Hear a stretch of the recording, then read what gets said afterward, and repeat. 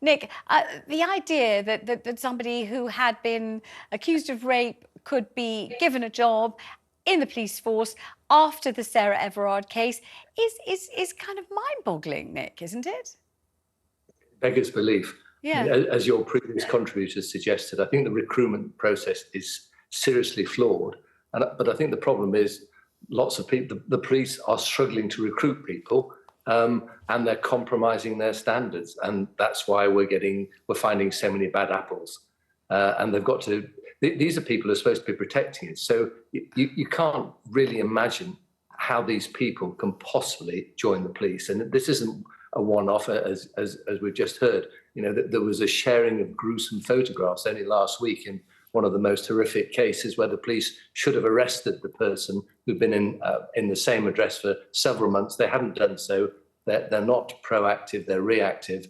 They're letting the public down in a huge way. But we certainly don't expect them to become criminals and criminals of very serious offences. So the recruitment process is wrong, the training process is flawed, and you have to ask yourself, what are their superiors doing? How can these crimes be committed without nobody who is supposed to be responsible for these officers having a whiff that all is not well with the quality, with the character of A, B, or C? You must know there are telltale signs. They're supposed to be police officers detecting crime, and they can't detect crime under their own very noses. So it's just unimaginable. And, you know, again, we question, what actually are the police doing? What good do they do? I've just watched a video of a police officer trying to arrest a passenger of a car, not the driver, the passenger. He starts to pull him out and then punches him in the face. And, you know, you think that they just clearly are not trained, you've not got the right people. And until we address those situations and have bosses who are actually going to take responsibility and take control, the situation is not going to get any better. It's going to continue to get worse. Now, let me bring Nusrat into this. Nusrat, when police are recruited, and Nick's quite right when he says it's difficult to recruit police officers, you can understand why. It's a dangerous job. It's not a particularly well-paid job. And, you know, it's a job where you take your life in your hands every day. You have to be a certain kind of personality to want to do it. It doesn't appeal to everyone. Not everyone's suited to it. But when police officers are recruited, what is the procedure? What is the vetting? What are the questions asked? You know, to make sure that the person wants to be a police officer for the right reasons, not the wrong reasons.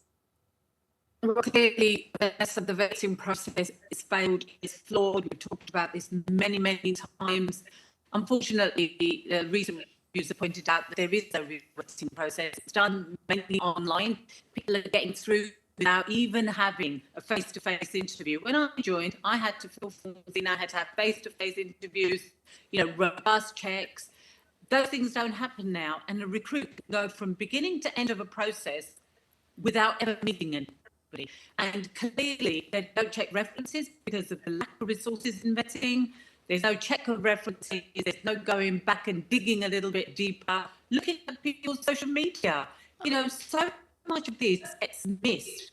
So in terms of what they're supposed to be doing, what should they be doing? Being robust, speaking to people that know you, looking for references, looking for people to give you recommendations. None of it's happening, Vanessa, and these people are just allowed to walk through the door. Let me just bring Nick back in, partly because it's hard to hear Nusrat because of the sound quality. Nick, when you're recruiting lawyers for your firm and company, obviously the remuneration is better, we get that. We hope the danger is a little less. But obviously you've got to be meticulous in establishing that these are people who are there to uphold the law. They're lawyers who believe in the law, not lawyers who are trying to exploit it or corrupt it. So when Nusrat says, you know, the policemen and women are recruited without any face-to-face meeting, without proper references, without any kind of combing of their backstory or history, what do you think of that?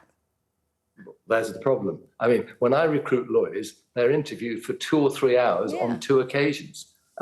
It's a very, very thorough situation because you want to make sure that all the boxes that require ticking are ticked. And to talk about, you know, I'm a firm believer there's a generation now that texts instead of phoning up, how are you, what's going on, they send texts. We're becoming, as a society, almost dehumanized, and we're dealing with these things robotically. And it's absolutely no surprise, is it, that these people are getting through because you're not picking up the telltale signs. They might be able to tick the boxes online, even if they're not telling the truth. But when you sit down and look at someone in the eye, you get a feeling, you use your instincts, you use your experience. All that is irrelevant now, isn't it? It's completely redundant. And therein lies the problem. It's actually And quite absolutely, obvious. it's horrifying. It's obvious what needs to happen.